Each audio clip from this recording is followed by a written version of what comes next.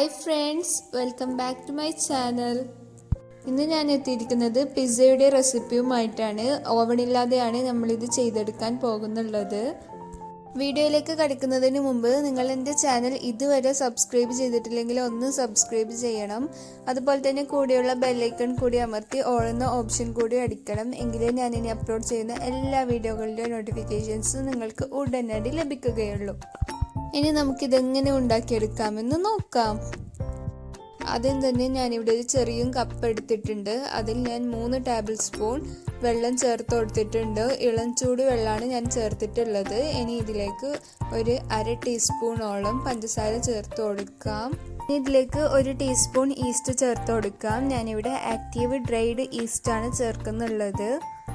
ഇനി നമുക്കിത് നല്ല പോലെ ഒന്ന് മിക്സ് ചെയ്തെടുക്കാം. ഇനി ഇതൊരു 10 മിനിറ്റ് നേരം മൂടി വെച്ച് കൊടുക്കാം. അപ്പോഴേക്കും ഇത് നല്ല പോലെ പൊങ്ങി വരും. ഇപ്പോൾ 10 മിനിറ്റ് ആയിട്ടുണ്ട്. നമ്മളുടെ ഈസ്റ്റൊക്കെ നല്ല പോലെ പൊങ്ങി വന്നിട്ടുണ്ട്. നിങ്ങൾക്കിത് കാണുമ്പോൾ തന്നെ മനസ്സിലാകും. ഇനി ഇത് ചെറുതായിട്ടൊന്ന് മിക്സ് ചെയ്ത് കൊടുക്കാം. ഇവിടെ ഞാൻ 300 ഗ്രാം മൈദ എടുത്തിട്ടുണ്ട്. ഏകദേശം ഒരു 1.5 കപ്പോളം മൈദയാണ് എടുത്തിട്ടുള്ളത്. ഇനി നമുക്ക് ഈ ഈസ്റ്റിൻ്റെ മിക്സ് മൈദ മാവിലോട്ടേക്ക് ഒഴിച്ചു കൊടുക്കാം. എന്നിട്ടിത് നല്ല പോലെ ഒന്ന് കൈ ഉപയോഗിച്ച് കുഴച്ചെടുക്കാം. ഇതിലേക്ക് ഒരു 1/2 ടീസ്പൂണോളം ഉപ്പും കൂടി ചേർത്ത് കൊടുക്കാം. എന്നിട്ടിത് നല്ല പോലെ ഒന്ന് കുഴച്ചെടുക്കാം. ഇതിലേക്ക് വെള്ളം ചേർക്കുന്ന സമയത്ത് ഇളം ചൂട് വെള്ളം തന്നെ ചേർക്കണം. എങ്കിലേ ഇത് പെട്ടെന്ന് തന്നെ പൊങ്ങിക്കിട്ടുകയുള്ളൂ. വെള്ളത്തിന് പകരം നിങ്ങൾക്ക് ഇളം ചൂട് പാലും ചേർക്കാവുന്നതാണ്. ഇപ്പോൾ ഞാനിത് നല്ല പോലെ കുഴച്ചെടുത്തിട്ടുണ്ട്. ഇനി ഇതിലേക്ക് 1 ടീസ്പൂൺ ഒലിവ് ഓയിൽ കൂടി ചേർത്ത് കൊടുക്കുക. ഇനി വീണ്ടും ഇത് നല്ല പോലെ ഒന്ന് കുഴച്ചെടുക്കണം.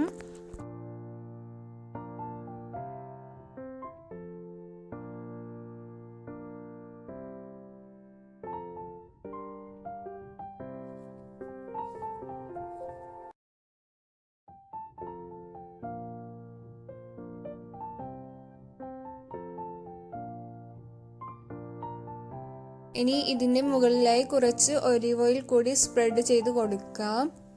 ഇനി ഇതൊരു 2-3 മണിക്കൂറെങ്കിലും വെക്കണം. എങ്കിലേ ഇത് നല്ല പോലെ പൊങ്ങിക്കിട്ടുകയുള്ളൂ. അഥവാ നിങ്ങൾക്കിത് പെട്ടെന്ന് പൊങ്ങിക്കിട്ടണമെന്നുണ്ടെങ്കിൽ ഇത് കുറച്ച് ചൂടുള്ള ഭാഗത്തായി വെക്കണം. എങ്കിലിത് പെട്ടെന്ന് പൊങ്ങിക്കിട്ടും. 1 മണിക്കൂറിനുള്ളിൽ തന്നെ പൊങ്ങിക്കിട്ടും.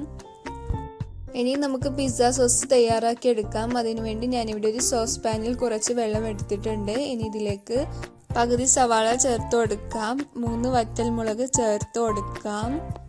നിങ്ങൾക്ക് അധികം എരിവ് വേണമെന്നുണ്ടെങ്കിൽ വറ്റൽമുളകിൻ്റെ എണ്ണം കൂട്ടാവുന്നതാണ്. ഇനി ഇതിലേക്ക് ഒരു തക്കാളി ചേർത്ത് കൊടുക്കാം. ഞാനിവിടെ വലിയൊരു സൈസ് തക്കാളിയാണ് ചേർക്കുന്നുള്ളത്. 6 അല്ലി വെളുത്തുള്ളി കൂടി ചേർത്ത് കൊടുക്കാം. എന്നിട്ടിത് നല്ല പോലെ ഒന്ന് തിളപ്പിച്ചെടുക്കാം. ഇപ്പോൾ ഇത് നല്ല പോലെ തിളച്ചു വന്നിട്ടുണ്ട്. നമ്മളുടെ തക്കാളിയുടെ തൊലിയൊക്കെ പൊട്ടിയിട്ടുണ്ട്.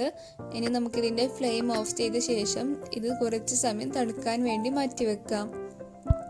ഇതിപ്പോൾ നല്ല പോലെ തണുത്ത് വന്നിട്ടുണ്ട്. ഇനി നമുക്കിതൊക്കെ ഒരു ജാറിലേക്ക് ഇട്ടുകൊടുത്ത ശേഷം നല്ല പോലെ ഒന്ന് പേസ്റ്റ് ചെയ്തെടുക്കാം. തക്കാളി ഇടുന്ന സമയത്ത് ഇതുപോലെ തൊലി കളഞ്ഞ് വേണം ഇടാൻ.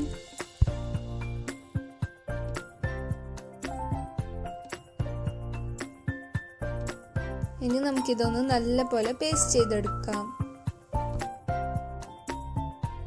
ഇപ്പോൾ ഞാനിത് നല്ല പോലെ പേസ്റ്റ് ചെയ്തെടുത്തിട്ടുണ്ട്. ഈ സോസ് ഞാൻ സോസ് പാനിലേക്ക് മാറ്റിയിട്ടുണ്ട്. ഇനി നമുക്കിത് നല്ല പോലെ ഒന്ന് ചൂടാക്കി എടുക്കണം.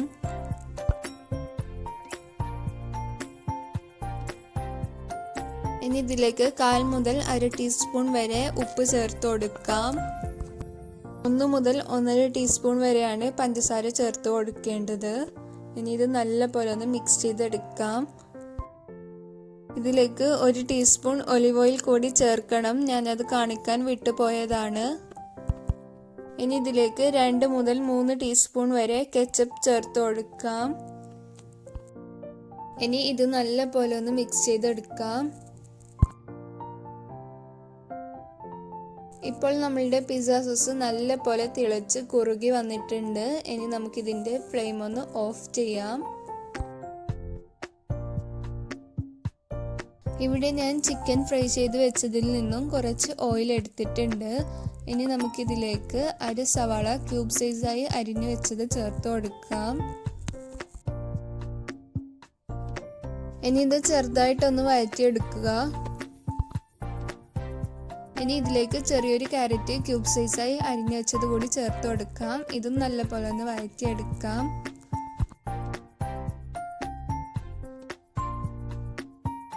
ഇപ്പോൾ ഇത് റെഡി ആയിട്ടുണ്ട്. ഇനി നമുക്കിതൊരു ബൗളിലേക്ക് എടുത്ത് മാറ്റാം.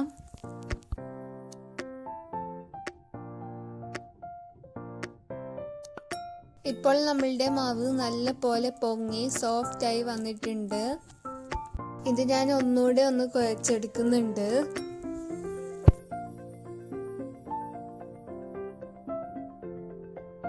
ഇനി നമുക്കിതിനെ 3ആയി ഡിവൈഡ് ചെയ്തെടുക്കാം.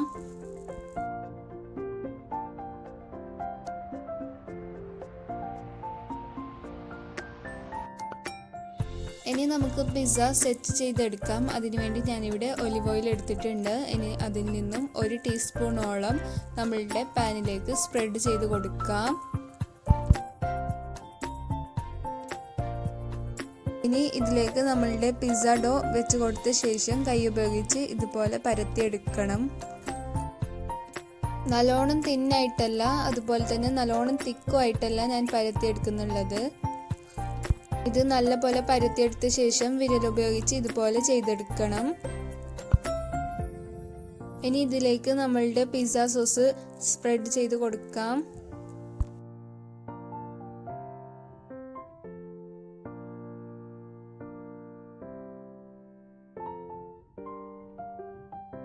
ഇനി ഇതിലേക്ക് സോട്ട് ചെയ്ത് വെച്ച കാരറ്റും സവാളയും വെച്ച് കൊടുക്കാം. ഇനി ഇതിലേക്ക് ഫ്രൈ ചെയ്ത് വെച്ച ചിക്കൻ ചേർത്ത് കൊടുക്കാം. ചിക്കൻ ഞാൻ ചെറുതായി മുറിച്ചതിന് ശേഷമാണ് ഫ്രൈ ചെയ്തെടുത്തിട്ടുള്ളത്.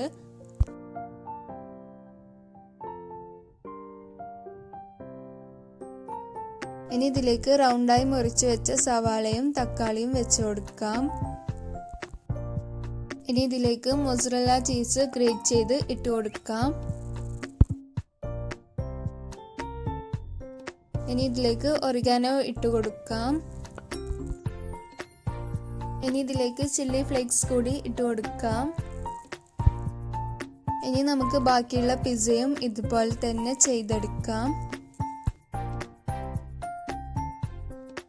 നിങ്ങൾക്ക് ഈ വീഡിയോ ഇഷ്ടപ്പെട്ടാൽ ലൈക്ക് ചെയ്യണം, ഷെയർ ചെയ്യണം. ചാനൽ ഇതുവരെ സബ്സ്ക്രൈബ് ചെയ്തിട്ടില്ലെങ്കിൽ ഒന്ന് സബ്സ്ക്രൈബ് കൂടി ചെയ്യണം.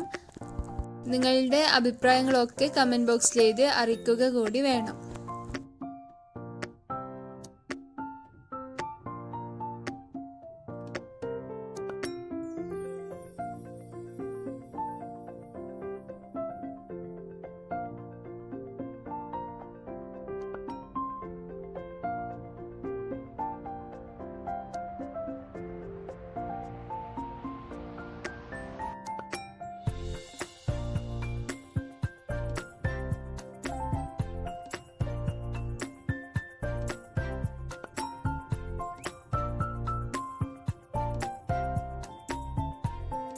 ഇനി നമുക്കിതൊന്നും ബേക്ക് ചെയ്തെടുക്കാം. അതിനുവേണ്ടി ഞാനിവിടെ ഒരു ചട്ടി വെച്ച് കൊടുത്തിട്ടുണ്ട്. ഇനി ഇതിൻ്റെ മീത്തയായിട്ട് നമ്മളുടെ പിസ്സ പാൻ വെച്ച് കൊടുക്കാം.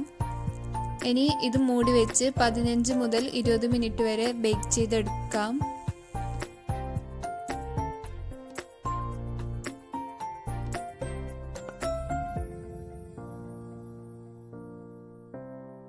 ഇപ്പോൾ നമ്മളുടെ പിസ്സ ബേക്കായി വന്നിട്ടുണ്ട്. ചീസൊക്കെ നല്ലപോലെ മെൽട്ടായിട്ടുണ്ട്.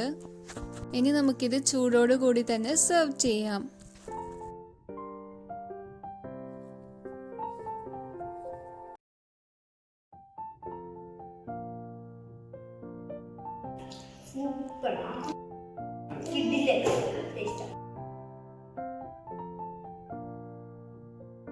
നിങ്ങൾക്കെല്ലാവർക്കും ഇന്നത്തെ ഈ വീഡിയോ ഇഷ്ടപ്പെട്ടെന്ന് കരുതുന്നു. ഇനിയും വേറൊരു പുതുപുത്തൻ വീഡിയോവുമായി നമുക്ക് വീണ്ടും കണ്ടുമുട്ടാം.